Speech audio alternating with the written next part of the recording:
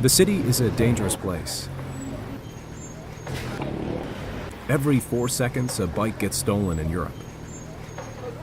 Introducing Yerka V3, the world's first theft-proof bicycle. Yerka features a beautiful and easy-to-use integrated locking technology. It takes only 15 seconds to lock it. Poles, fences, bike parking, or almost anywhere up to 20 centimeters wide. Heavy U-locks and expensive GPS trackers are a thing of the past. Just take your keys and you're ready to go.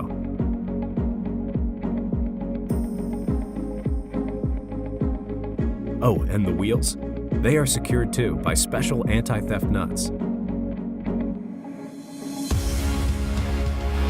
Yerka is an all-urban bicycle that is versatile and made to suit your daily commute. So we made sure to minimize maintenance and other complications with a special internal gear socket.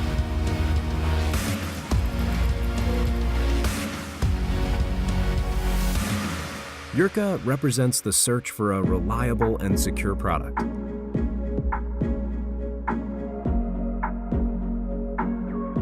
Four new colors: black, white, turquoise, and gold. Leave room for everything else to shine. Stay visible even in the darkest streets. The tires feature a reflective stripe that glows when illuminated by a car. Bike safety has never looked this good.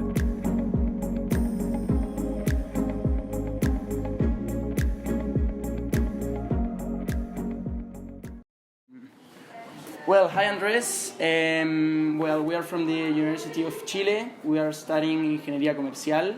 It's our first year. First of all, thank you for giving us the chance to ask you some questions, and thank you for receiving us here today. Can you tell us a little bit about yourself? Yeah, my name is Andres Roy. I'm co-founder and chief of marketing in Yerka Bikes. We founded the company in 2015, and we have been selling for almost 3 years in Chile, Europe, and the US mostly.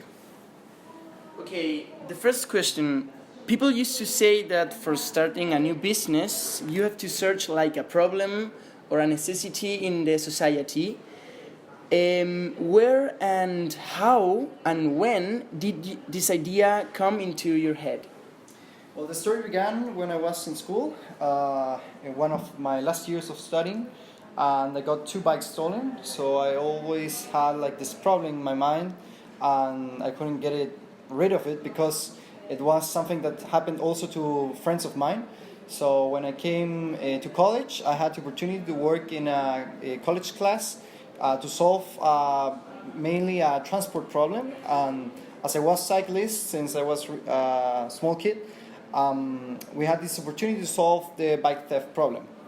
We realized that the bike locks are all breakable one way or another. So we realized that, okay, what if the same bike was its own lock? So that way a thief would have to break the bike in order to steal it. So that's how we discovered the problem, and then we realized it wasn't just a problem from Chile, but it was also a problem in Germany, in the US, and worldwide. Okay. Perfect. So you knew that the bike industry was like a big one, but you saw like that problem from the locks, and that's where you said that's our point. Yeah, we realized that the bike safety was a big problem in terms of the danger to get your bike stolen, or in terms of road safety, that you could get crushed by a car, for example, riding your bike. So bike safety is one of the main problems for cyclists today, and that's why we focused on solving these problems for cyclists with our brand. Now the second question. In the process of starting your own business, you probably had no experience. Now that you have lived the process, what are some of the mistakes you wished you could have avoided? I think one of the most important things is studying your main market, your target market, and see what are the main problems of that market and what are the specific features that your product has to offer to your customer before launching it. I think one of the mistakes that we did when we started is we just offered the bike that we thought was the right bike for the customer, but in reality it had the integrated lock, but we had to offer other kind of components that were basic for our customers. So you have to do a big market research before launching a product to the market for more success. Perfect. And in terms of you and your partners, those with you started this project, were there some problems like motivation, or was it difficult to start this worldwide business? Well, motivation is always a thing. You have to get the auto motivation to work in the business every day. And I think one of the main things that you have to consider when you start a business is to work in something that you are passionate about. If you're not passionate about what you're working on, then you're not going to dedicate the same amount of motivation as you would for another business. Hi, Andres. How did you get the resources to start up the company? Well, we first started with a private investor, a small private investor that gave us the first funding. Then we applied to state funds, and with those funding, we launched a crowdfunding campaign on Indiegogo, where we pre-sold the first bikes.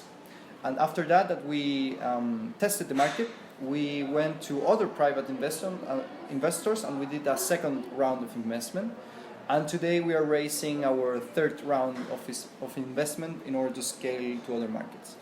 And what was the most difficult part of that, like finding the investments and the resources to start up the company? What was the most difficult part of all of it? Probably convincing local investors to invest in your company and that you're doing something innovative.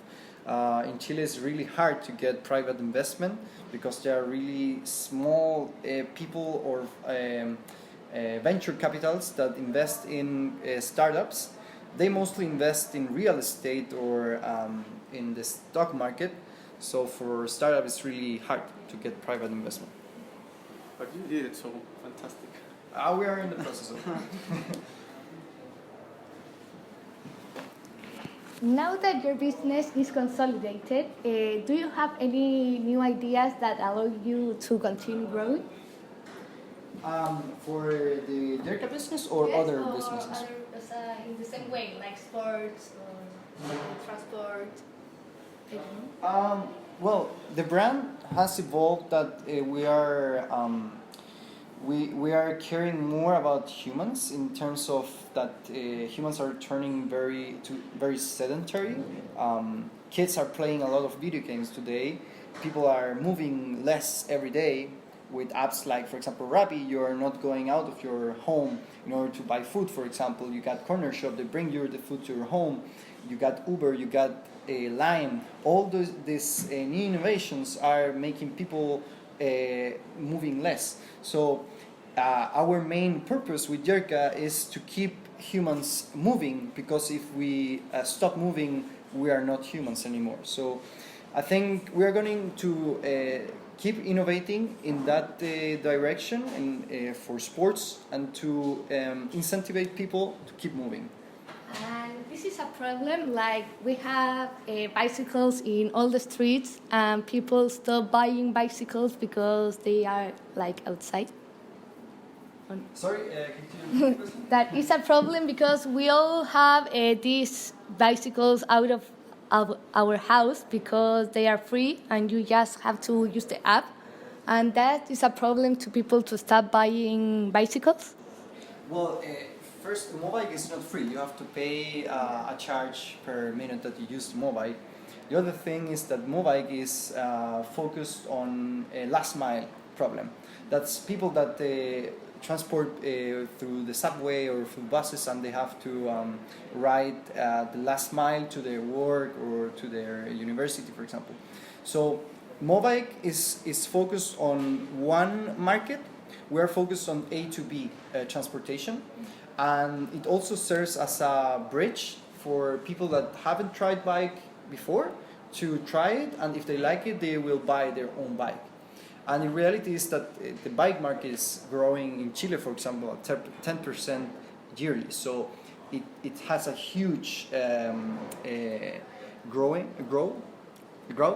and it will still remain as that because people are doing, for example, the e-bike market is growing a lot. That's electric bikes, and that is growing a lot year by year. So for now, we think applications as mobike are helping the bike market to grow faster every year. The last question. In the context of the current environmental crisis, how does your company contribute to this cause? Well, today bikes are the mean of transportation that pollutes the less after walking. Actually, to produce a bike, it's less. It's more environmentally friendly than producing any other kind of transportation. So we are contributing to the environment by incentivizing more people to choose bicycles in exchange of cars or subways or buses. And we are also working in closing the life circle of a bicycle. So, for example, if you stop using your Yerka bike, you want to in a few years, for example, it doesn't work anymore, you can bring it back to us and we can recycle it to build, for example, bike parking or other kinds of things that contribute to society. And it was like a plus to start this company, or it was like an objective, like...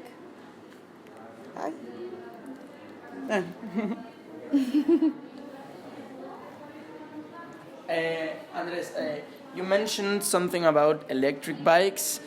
Are you thinking on launching like a new product, like a new bike, but with your safety system, but with electric bikes? Yes, we have plans to launch an e-bike with integrated lock. Also other more technological features that we are working now, but of course I can't disclose more information because we are working on it yet still. But yeah, we're always creating more products. Where are your bikes produced and how many are produced yearly? We produce in China. We have two manufacturers over there, and we sell mostly in Europe, Chile, and in the US. Where do you see yourself, Andres, and the business in 10 years more? Probably scaling a lot in the US, selling through Amazon, selling mostly in Germany too, and Chile will remain as our smallest market worldwide. Okay, just to end this interview, can you like give us like some words or something, like if you recommend us to like think on a new business, like to something, to innovate in something? What would you say to us if it is positive, if it has more negative things? What can you tell us? Well, first you have to choose a business in some kind of topic that you are passionate about. Look for a problem that is big, that is growing fast, that you can solve it quick. And choose choose your co-founders in the right way because of their experience and not only because you are your friends. And keep dreaming about it, stay foolish, and I think those are one of the best advices I can give you to start that business. Okay, thank you very And much. finally, can you show us and explain us a little bit how does this bike work? Yeah, of course. So now it's in the locking mode, so if you want to unlock it, you just use your keys. You unlock it in the lower part, then you take the seat post out, like this.